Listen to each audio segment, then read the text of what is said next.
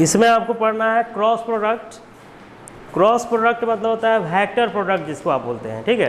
Cross product मतलब क्या होता है, वेक्टर प्रोडक्ट। दिख रहा है बोर्ड, पूरा बोर्ड दिख रहा है ना। इसको हम बोलते हैं वेक्टर प्रोडक्ट। मतलब दो वेक्टर को जब मल्टीप्लाई करते हैं, जैसे सिंपली आप क्लास 1 से 10 तक मल्टीप्लाई आप गुना जो करते थे नंबर का डायरेक्ट कर ले रहे थे, यहाँ पर डायरेक्ट नहीं होता है। यहाँ पर क्या होता है कि मल्टीप्लाई करने के बाद एक रिजल्ट आएगा जो स्केलर भी हो सकता है और वेक्टर भी हो सकता है। स्केलर होगा तो उसमें कोई डायरेक्शन नहीं होगा और वेक्टर होगा तो डायरेक्शन होगा। जैसे आप बोलते हैं कि फोर्स और डिस्प्लेसमेंट, फोर्स और डिस्प्लेसमेंट को जब मल्टीप्लाई करेंगे तो वहाँ पर डॉट प्रोडक्ट किया जाता है। जब वर्क एनर्जी पावर हम पढ़ाएंगे तो वहाँ बताएंगे इसके बारे में। तो उसका रिजल्ट आता है वर्क जो आता है फोर्स और डिस्प्लेसमेंट को मल्टीप्लाई करेंगे तो वर्क डन निकलेगा वहाँ से, तो वो स्केलर क्वांटिटी होता है, ठीक है ना। वही फोर्स और परपेंडिकुलर डिस्टेंस को मल्टीप्लाई करेंगे तो टॉर्क आता है। तो टॉर्क क्या होता है, मोमेंट ऑफ फोर्स, वो भी आपको बताया जाएगा न्यूटन्स लॉ ऑफ मोशन जब बताएंगे काइनेमेटिक्स के बाद, तो वहाँ पर टॉर्क के बारे में बताया जाएगा, वो होगा वेक्टर क्वांटिटी। तो वेक्टर क्वांटिटी मतलब क्रॉस प्रोडक्ट होगा, उसी के बारे में यहाँ पर जानना है। डॉट प्रोडक्ट हम पिछले क्लास में बता दिए, अब आपको क्रॉस प्रोडक्ट बताना है, ठीक है ना। क्रॉस प्रोडक्ट में होता क्या है कि जैसे दो वेक्टर है आपका, ए वेक्टर और दूसरा बी वेक्टर है। जब इसको आप मल्टीप्लाई करेंगे तो ए क्रॉस बी का जो वैल्यू आता है, this is the vector quantity. ये क्या आता है, वेक्टर क्वांटिटी होगा। मतलब इसका रिजल्ट जो होगा वेक्टर में आएगा, स्केलर में नहीं आएगा, ठीक है ना। मतलब यहाँ जो वैल्यू निकालिएगा तो ए क्रॉस बी का वैल्यू ये आएगा, ए का मैग्नीट्यूड, बी का magnitude, sine theta N cap, ये इसका रिजल्ट होता है। ए क्रॉस बी का क्या होता है, A B sine theta N cap, है ना। तो ये 12th में मैथ में पढ़ना है। वेक्टर आपका चैप्टर है 3D एंड वेक्टर जो है, जिस हाँ अभी नहीं पढ़े होंगे, लास्ट में पढ़िएगा। तो उसमें आपको 17 से 18 नंबर का बोर्ड एग्जाम में क्वेश्चन आता है मैथ्स में। बायो वाले को तो यहीं पे पढ़ना है, ठीक है ना। तो यहाँ आपका है ए क्रॉस बी जब निकालेगा ए बी साइन थीटा,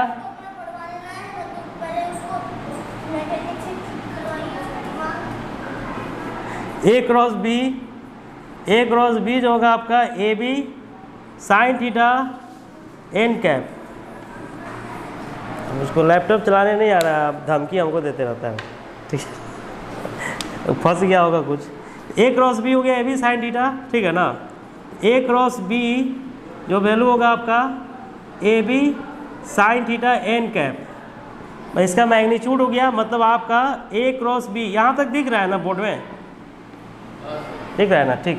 तो ये ए बी साइन थीटा जब हम लिखेंगे तो ये वैल्यू आपका आ जाएगा। जैसे इसको सॉल्व कीजिएगा तो सॉल्व करने के बाद ये वैल्यू आएगा, ए क्रॉस बी का वैल्यू आएगा A B sine theta N cap. N cap जो होता है इसको यूनिट वेक्टर कहते हैं। तो यूनिट वेक्टर का वैल्यू 1 होता है, ठीक है ना। यूनिट वेक्टर का वैल्यू क्या होता है, 1।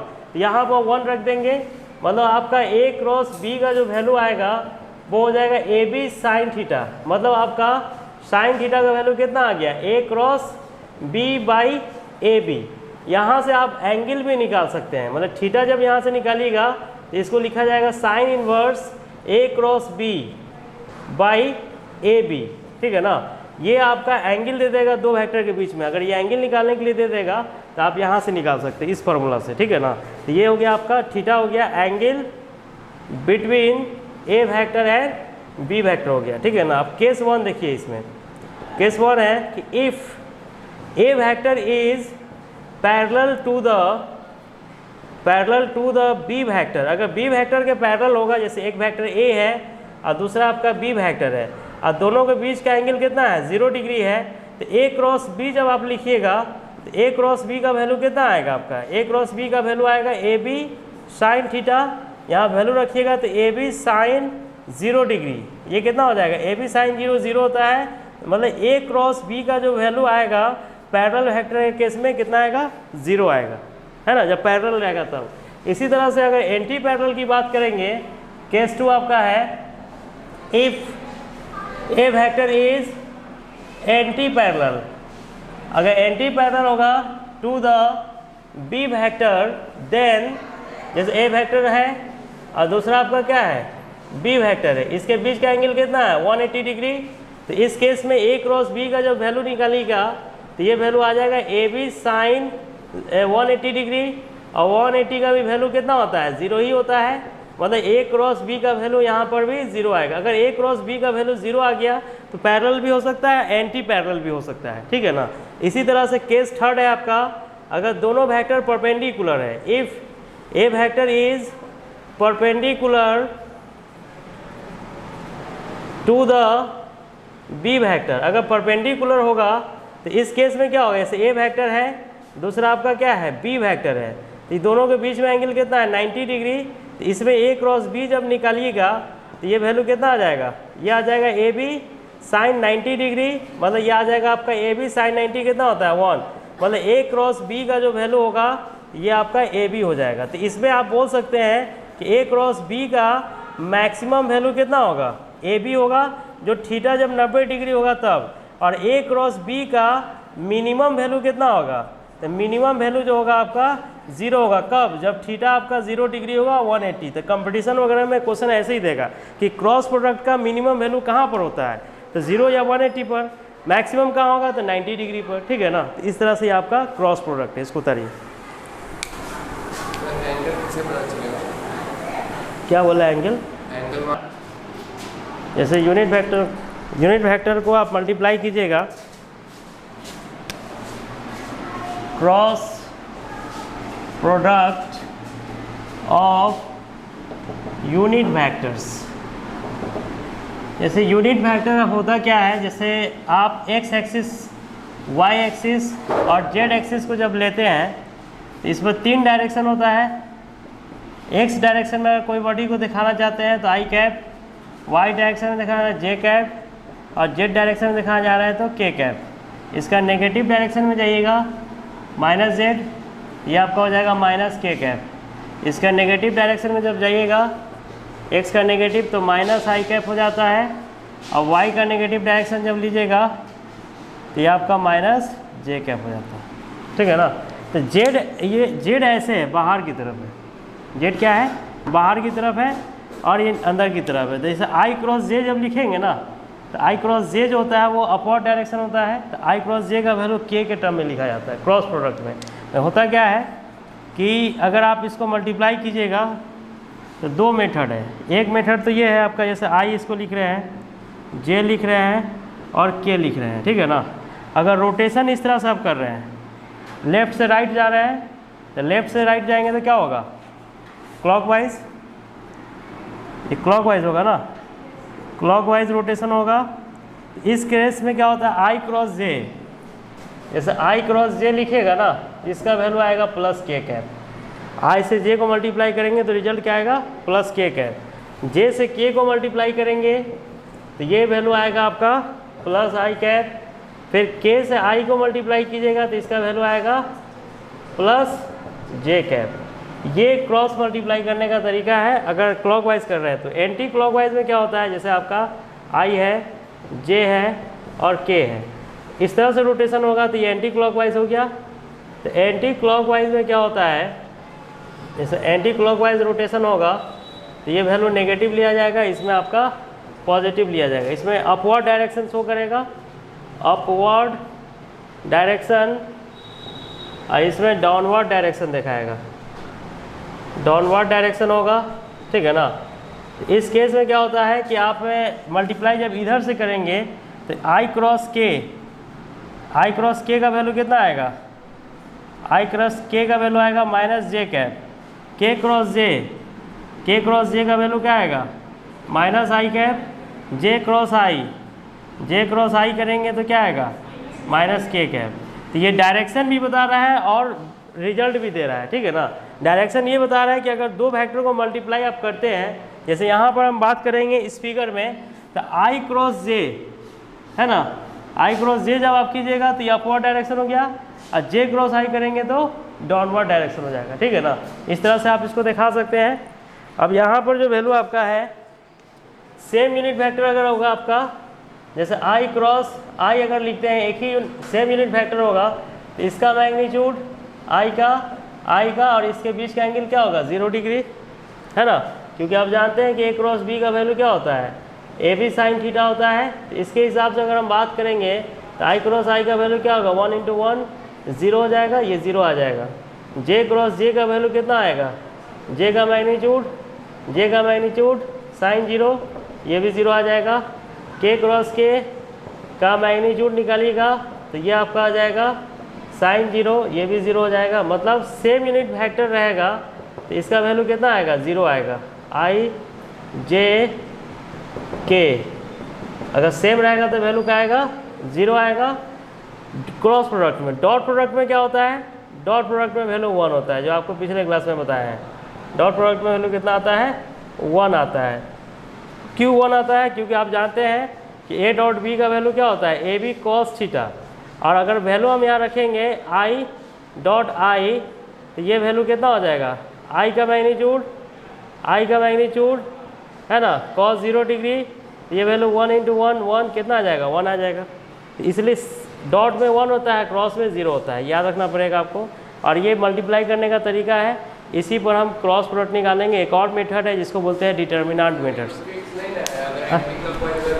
राइट हैंड से करेंगे तो ऊपर जाएगा। इसमें 2 मेथड है, एक मेथड तो इससे बनाना है, दूसरा मेथड है डिटर्मिनेंट मेथड जिसको बोलते हैं। जैसे आपको निकालना है ए क्रॉस बी का वैल्यू क्या होगा, if A vector equal to A1 I cap, B1 J cap, C1 K cap, और B वेक्टर इक्वल टू है A2 I cap, B2 J cap, C2 K cap. तो A cross B आपको निकालना है तो multiply करेंगे इस दोनों को, है ना। मल्टीप्लाई जब कीजिएगा इसको तो ये वैल्यू आ जाएगा आपका A2 I cap, B2 J cap, C2 K cap, ठीक है। अब मल्टीप्लाई करने में बस छोटा सा फिगर आपको ड्रॉ कर लेना है, I J K, ठीक है ना। इधर से मल्टीप्लाई कर रहे हैं तो क्या होगा, उल्टा लिखा गया हमको लगता है, क्या उसे उल्टा लिखा गया ना, I J K होगा, एंटी क्लॉकवाइज पॉजिटिव होता है, उसको सही कीजिए तो उसको, तो क्या एक मिनट, हाँ उल्टा लिखा गया लगता है।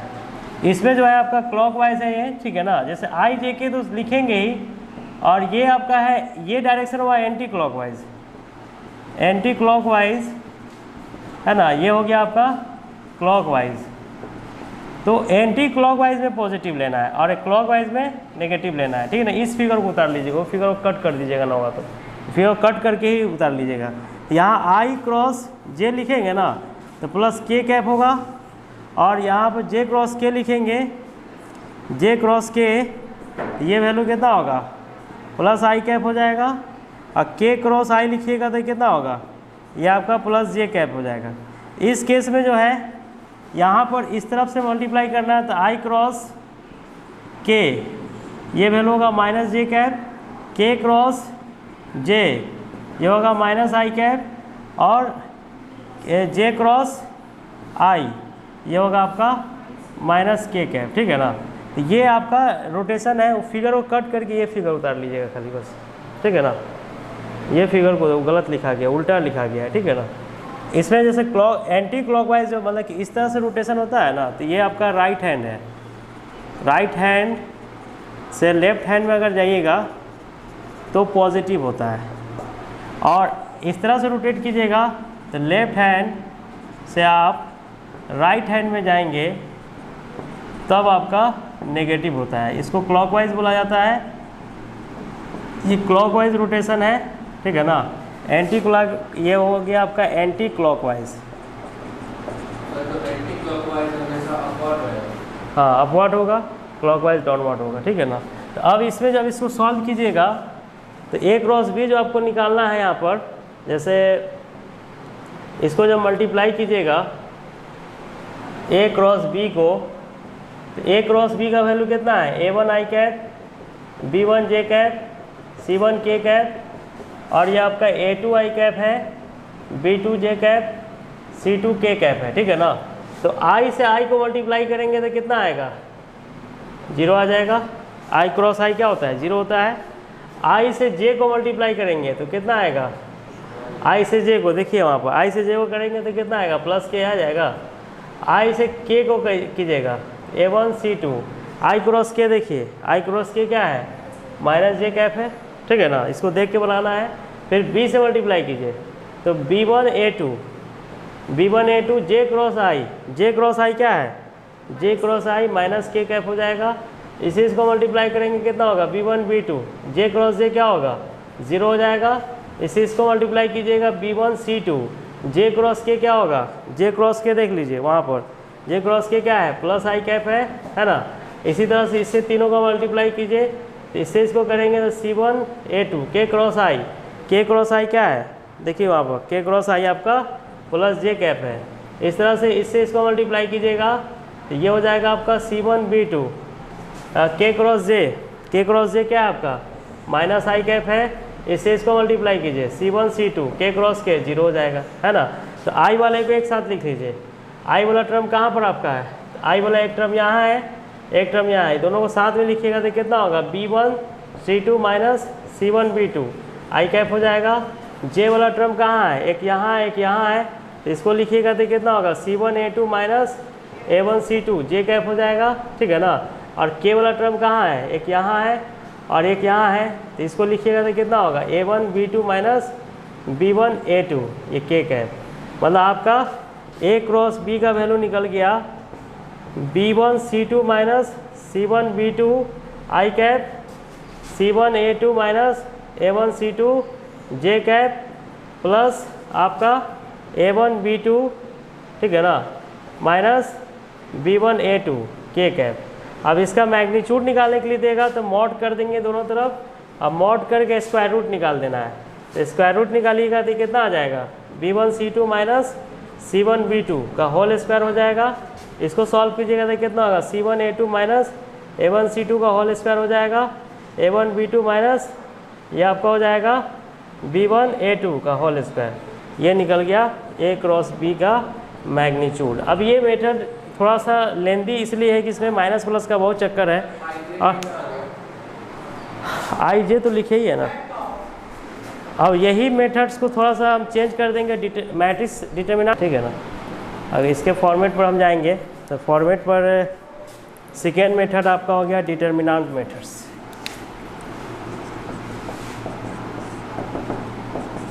डिटरमिनेंट मेथड्स, इसमें ये जो साइन होता है इसको बोलते हैं डिटरमिनेंट, ठीक है ना। A1 A2 A3 B1 B2 B3 C1 C2 C3 इसको रो बोला जाता है, रो 1 रो 2 रो 3। इसको कॉलम बोला जाता है, कॉलम 1 कॉलम 2 कॉलम 3 बोला जाता है, ठीक है ना। तो इसमें होता है क्या है कि इसको हम प्लस लिखते हैं माइनस प्लस। स्टार्टिंग जब हम करते हैं तो प्लस माइनस प्लस करके लिख देंगे, इसको पूरे में प्लस माइनस आपका आएगा, ठीक है। तो यहाँ इसको डिटरमिनेंट को डी से दिखाया जाता है। जब इसको हम सॉल्व करेंगे तो इसको लिखेंगे ना तो A1 के सामने वाला रो और कॉलम को हटा देंगे तो ये चारों एलिमेंट यहाँ आ जाएगा B2 C2 B3 C3। फिर माइनस यहाँ लगा के A2 लिखेंगे, ये कॉलम और रो हटा दीजिएगा तो ये दोनों और ये दोनों यहाँ लिखा जाएगा B1 C2 B3 C3। फिर इसको जब लिखिएगा आप तो A3 जो होगा रो और कॉलम को हटा दीजिएगा तो B1 C1 B2 C2 और इसको क्रॉस मल्टीप्लाई करना है यहाँ से ऐसे। B1 के बाद C1 होगा, B1 के नीचे C1 होगा, B1 का इसमें माइनस A2 B1 इसमें यस सर। B1 के नीचे C1 हाँ वही 10-15 मिनट करेंगे। यहाँ पर ये माइनस A2 डिटरमिनेंट का साइन B1 बाई C1 होगा यहाँ पर, यस सर। अच्छा B1 C1 है, ठीक है B1 C1 है। तो इसको जब आप सॉल्व कीजिएगा तो A1 इसको मल्टीप्लाई कीजिएगा तो कितना होगा B2 C3 minus C2 B3। यह आपका मल्टीप्लाई होगा तो B1 C3 C1 B3 हो जाएगा प्लस A3 इसको मल्टीप्लाई कीजिएगा तो कितना आएगा B1 C2 C1 B2। अब जैसे देखिए ये क्वेश्चन जो आपको बनाना है इस मेथड को हम बनाएंगे। इसमें देखिए फ़ायदा क्या आपका होगा, जैसे आई जे के है ना, उसको एक रो में लिख दीजिए, आई जे के, इसको एक रो में लिख देना है। ऊपर वाला जो भी एलिमेंट्स है, जैसे A1 है, B1 है, C1 को सेकेंड रो में लिख देंगे। तीसरा जो आपका A2 B2 C2 है, इसको थर्ड रो में लिख देंगे। और सॉल्व जब करेंगे तो इसको प्लस माइनस प्लस, ठीक है ना। अब तुम बाहर मत आना, तुम बैठो अंदर, प्लस माइनस प्लस, ठीक है ना। तो ये प्लस माइनस प्लस लिखना है, ठीक है। यहाँ जो वैल्यू है प्लस आई कैप, तो इसके सामने का रो और कॉलम को हटा दीजिए, तो B1 B2 C1 C2 हो जाएगा। और जे कैप रो और कॉलम को हटाइएगा तो कितना होगा, A1 A2 C1 C2 हो जाएगा। इसको लिखिएगा जब, तो रो और कॉलम को हटाइएगा, A1 A2 B1 B2, है ना। इस तरह से इसको मल्टीप्लाई करना है। अब ये दिखाने की ज़रूरत नहीं है, हम ऐसे लिख दे रहे हैं, ऐसे लिखना नहीं है आपको, है ना। तरीका यही है, ये क्रॉस मल्टीप्लिकेशन बोला जाता है, ठीक है। तो जब इसको सॉल्व कीजिएगा तो प्लस आई कैप, इससे इसको मल्टीप्लाई कीजिए, B1 C2, इससे इसको करेंगे B2 C1, और इससे इसको कीजिए A1 C2 आपका माइनस A2 C1 हो जाएगा, के कैप, इससे इसको मल्टीप्लाई कीजिएगा तो A1 B2 और A2 B1, मतलब ये वैल्यू जो आएगा आपका आई cap B1 C2 minus B2 C1, अंदर ले आइए माइनस को, तो जे कैप हो जाएगा A1 C2 माइनस ये उल्टा हो जाएगा ना, नेगेटिव अंदर जाएगा तो क्या होगा, A2 C1 minus A1 C2 हो जाएगा, प्लस के cap A1 B2 A2 B1, मतलब ये वैल्यू जो आ गया आपका B1 C2 B1 C1 मिला के देखिए तो आ रहा है उससे बराबर, पहले वाले मेथड से बराबर आ रहा है कि नहीं, आ रहा है ना। तो इसमें क्या होगा कि क्वेश्चन जल्दी बनेगा आपका, गुना भाग करने में भी आसानी होता है इस मेथड पर, क्वेश्चन जल्दी बन जाएगा इससे, ठीक है ना। इस मेथड से उस मेथड में थोड़ा सा लफड़ा है, क्लॉकवाइज एंटी क्लॉकवाइज कीजिए, फिर चेक कीजिए, तब बैठाइए, है ना। ये ज़्यादा आसान है, देखिए क्वेश्चन बताएंगे तो देखिए A क्रॉस B निकालेंगे तभी एंगल निकलेगा।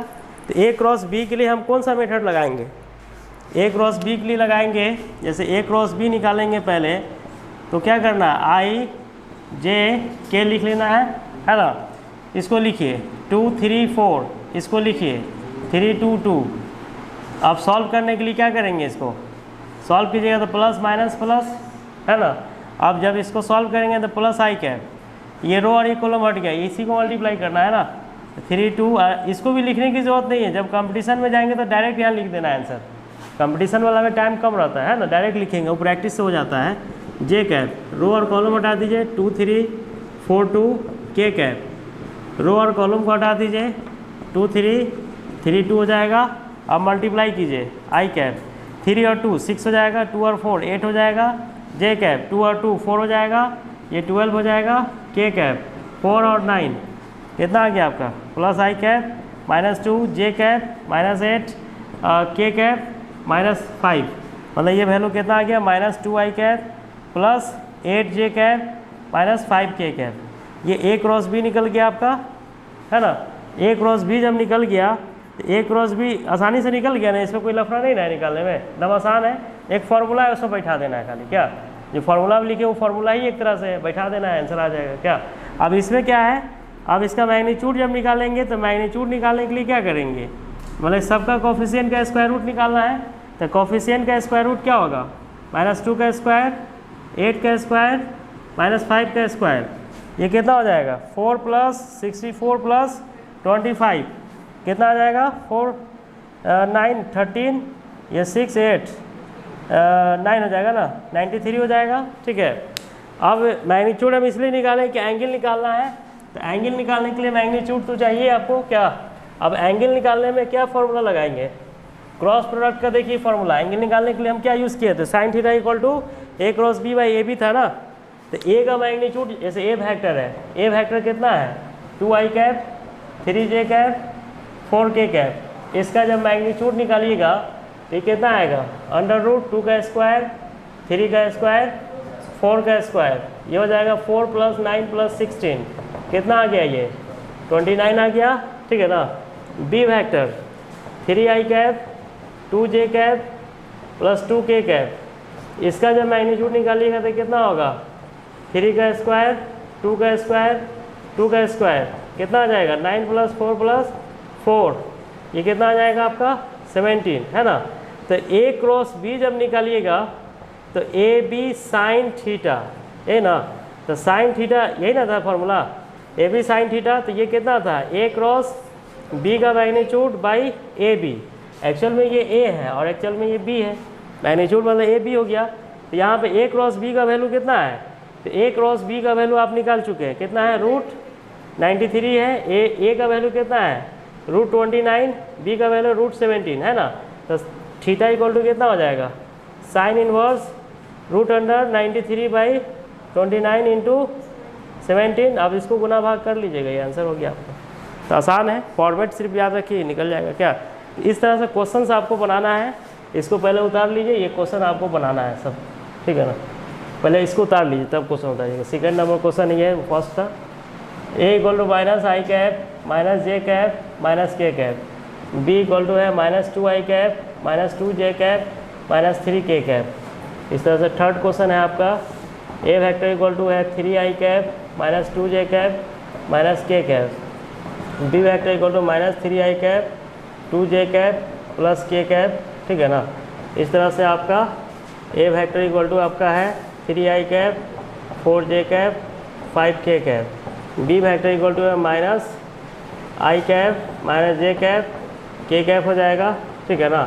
A वेक्टर = है 3i cap 4j cap 5k cap, B vector = है 8i cap 7j cap 5k cap, ठीक है ना।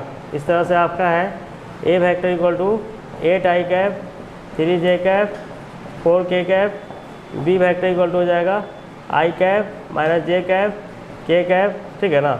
इस तरह से आपका A वेक्टर = हो जाएगा 2i cap 3j cap 4k cap हो जाएगा, B वेक्टर = हो जाएगा 8i cap 7j cap 4k cap हो जाएगा, ठीक है ना। इस तरह से आपका A वेक्टर = है i cap 2j cap 3k cap, B vector = आपका है 3i cap 4j cap 5k cap. अब आपको दोनों मेथड से निकालना है, आपको एक मेथड से नहीं निकालना है, ठीक है ना। जब तक दोनों मेथड नहीं निकालिएगा तो प्रैक्टिस होगा नहीं। क्या तो प्रैक्टिस करने के लिए दोनों मेथड चाहिए, है ना, इस तरह से।